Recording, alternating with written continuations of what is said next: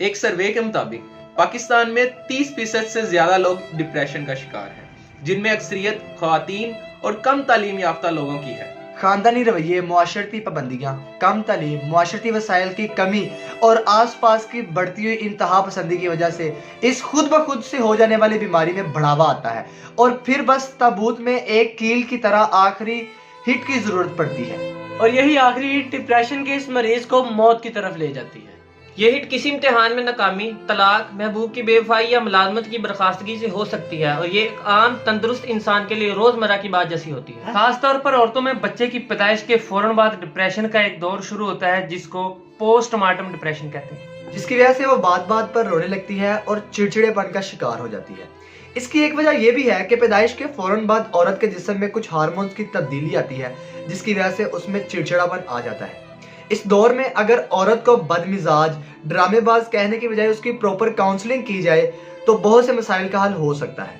اس بیماری کو بیماری نہ سمجھنے کی ایک بڑی وجہ یہ بھی ہے کہ ٹی بی اور شوگر کی طرح اس کا کوئی بلڈ ٹیسٹ یا کوئی ایکس رے نہیں ہوتا، بلکہ صرف ایک ماہر کے ساتھ انٹرویو کی ضرورت ہوتی ہے جس کی وجہ سے پتہ چل سکتا ہے کہ بیمار ڈپریشن کا شکار ہے کہ نہیں ہے۔ ایک سروے کے مطابق پاکستان میں 10,000 ڈپریشن کے مریضوں میں سے ایک مریض ماہر نفسیات کے پاس اپنے علاج کے حل کے لیے جاتا ہے، باقی 9,999 مریض بہانہ قرار دیے جانے کے ڈر سے گھر میں بیٹھے رہتے ہیں۔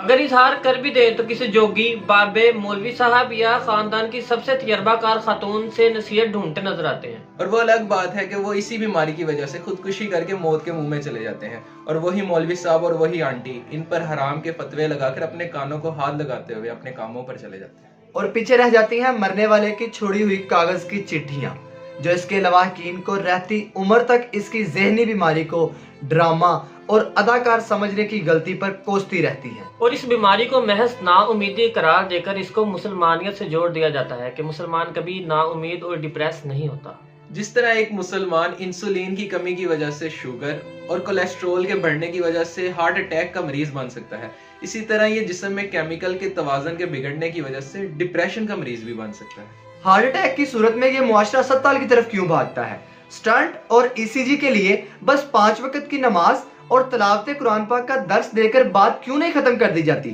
جیسے کہ ڈپریشن میں بات ختم کی جاتی ہے؟ ڈپریشن کو مایوسی قرار دینے والوں کو یہ معلوم ہونا چاہیے کہ ڈپریشن اور مایوسی میں فرق ہے۔ ڈپریشن ایک بیماری ہے جس کی علامات میں سے ایک علامت مایوسی ہے۔ جس طرح شوگر کے مریض کو دعا کے ساتھ ساتھ انسولین کی ضرورت ہوتی ہے، اسی طرح ڈپریشن کے مریض کو دعا اور ذکر کے ساتھ ساتھ دوائیوں کی بھی ضرورت ہوتی ہے۔ اس ویڈیو کی وجہ سے ہم یہ پیغام دینا چاہتے ہیں کہ کوئی بھی ذہنی بیماری بشمول ڈپریشن پاگل پن نہیں ہوتی، بلکہ بالکل یہ ایک ایسی بیماری ہوتی ہے جیسے بلڈ پریشر، کولیسٹرول کا بڑھنا یا کوئی بھی دوسری بیماری ہوتی ہے، اور یہ بالکل قابل علاج ہوتی ہے۔ اور اس کے علاج سے انسان کے تعلقات، جذبات، نوکریاں اور زندگیاں بچائی جا سکتی ہیں۔ اس کے لیے ملک میں فری کلینک بھی قائم ہے۔ اس ویڈیو کو شیئر کریں، اپنوں میں، بیگانوں میں، شادیوں میں، جنازوں میں، مجلسوں میں، میلادوں میں، خطبوں میں، تبلیغوں میں، بیٹیوں میں اور بہوؤں میں، تاکہ اگر کسی ایک مریض میں بھی وقت سے پہلے اس مرض کی تشخیص ہو گئی تو اس کی جان بچائی جا سکتی ہے، اور بلا شبہ یہ ایک انسان کی جان بچانا نہیں بلکہ پوری انسانیت کی جان بچانا ہوگا۔